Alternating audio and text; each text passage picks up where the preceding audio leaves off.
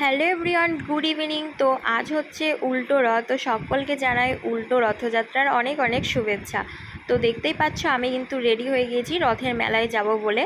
তো সকাল থেকেই ভাবছিলাম যে রথের মেলায় যাব শাড়ি পরে, তো যেমন ভাবনা তেমন কাজ, তো ওই জন্য ঝটপট শাড়িটা পরে নিয়েছি।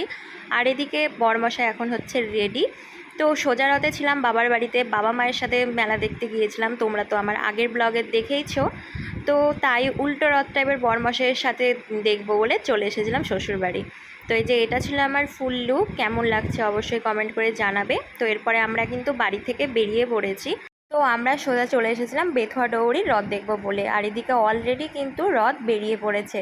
তো এইরকম রথযাত্রার উৎসব কিন্তু বলতে পারো এটা আমার প্রথম দেখা, কারণ আমার বাবার বাড়ির ওই দিকটাতে দেখেছি একরকম, আর এখানে কিন্তু এসে দেখলাম আরেক রকম। তো আমার না ভীষণই ভালো লাগছিল, পুরো মনে হচ্ছিলো যেন মায়াপুরে চলে এসেছি। তো একটার পর একটা এরকম রথ টেনে নিয়ে যাচ্ছিলো, আর সাথে কীর্তনের দল নাচ করতে করতে যাচ্ছিলো, কীর্তন করতে করতে যাচ্ছিলো, ভীষণই ভালো লাগছিলো। পুরো মনে হচ্ছিলো যেন আমি মায়াপুরে চলে এসেছি ইস্কন মন্দিরে। আর কিছুটা ইস্কন মন্দিরের মতনই হচ্ছে ব্যবস্থাপনা ছিল। তোমরা যারা বেথুয়া ডৌরির রথ দেখেছো তারা তো জানবেই। তো এরপরে এখন আমরা চলে এসেছিলাম বাস স্ট্যান্ডের সামনেটাতে, আর এখানটাতে এখন দাঁড়িয়েছিলাম। আর এইদিকে আকাশটাকে দেখো, এত সুন্দর লাগছিল, সামনে থেকে তো আরও ভালো লাগছিল, ক্যামেরাতে যতটা ভালো লাগছে তার থেকেও। তো তারপরেই চলে এসেছিলো বেথুয়ার সব থেকে বড় রথটা। তো উপরে লেখা ছিল ইস্কন, আর দেখো সব সারি সারি দিয়ে লোকজন যাচ্ছে, আর বাতাসা ছিটাচ্ছিল, আর ভীষণই ভালো লাগছিল। আর চারিদিকে এত লোকজন, কি বলবো, তোমাদেরকে একটু পরে তো দেখাবোই যে এত লোকজনের ভিড়, পা ফেলার জায়গা পর্যন্ত পাচ্ছিলাম না। মানে কি বলবো, যেমন লোকজনের ভিড় ছিল আর তেমন ছিল গরম। তো সব মিলিয়ে আমার কিন্তু সবই ভালো লেগেছে। তো এই যে দেখো আমি এখন জগন্নাথ দেবকে একটু দর্শন করে নিলাম। তো এরপরে এখন চলে এসেছিলাম আমরা মোমো হাটে। তো এখানে না মোমো খেতে আমার ভীষণই ভালো লাগে, যবে থেকে খাওয়া শুরু করেছি পুরো মোমোর প্রেমে পড়ে গিয়েছি। তো এই যে এখন আমি মোমো খাওয়ার জন্য বসে আছি, এদিকে বরমশাই গিয়েছিলো অর্ডার দিতে। তো ফাইনালি কিন্তু এখন চলে এসেছিলো আমাদের চিকেন মোমো, তো ঝটপট খেয়ে নিলাম। আর মোমো খেয়ে দেখো, আর মানুষের ভিড়ভাট্টাতে আর মোমোর গরমে আমি তো ঘেমে পুরো স্নান হয়ে গিয়েছি।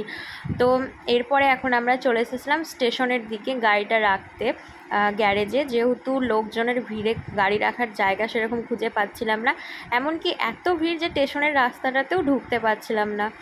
তো তারপরে বেথুয়া স্টেশনে কিছুক্ষণ থাকার পরে এখন আমরা চলে এসেছি আবারও রাস্তার ধারে। এখন যাব আমরা মেলাতে। আর দেখতে পাচ্ছ লোকজনের কত ভিড়, এই ভিড়ের মধ্যে তো হাঁটতেই পাচ্ছিলাম না, এত ভিড়, মনে হচ্ছিলো যেন চ্যাপ্টা হয়ে যাব। তো তার মধ্যেও দেখো এই ভিড় কাটিয়েই আমরা আবার যাচ্ছি। আর এত ভিড়, আর তার মধ্যে তো গরম ছিল, কি আর বলবো, লোকজনের ভিড়ে আরও যেন বেশি গরম লাগছিল। আর ওই যে লাল শাড়ি পরে আমি হেঁটে হেঁটে যাচ্ছি, আমি তো কি বলবো, রাস্তায় খুঁজে পাচ্ছিলাম না মানুষজনের ভিড়ে। তো সবাই দেখো এখন রথ দেখার জন্য দাঁড়িয়ে আছে, পরপর একটা একটা করে রথ যাচ্ছিল। তো ভীষণ মজা করেছি, খুবই ভালো লেগেছে।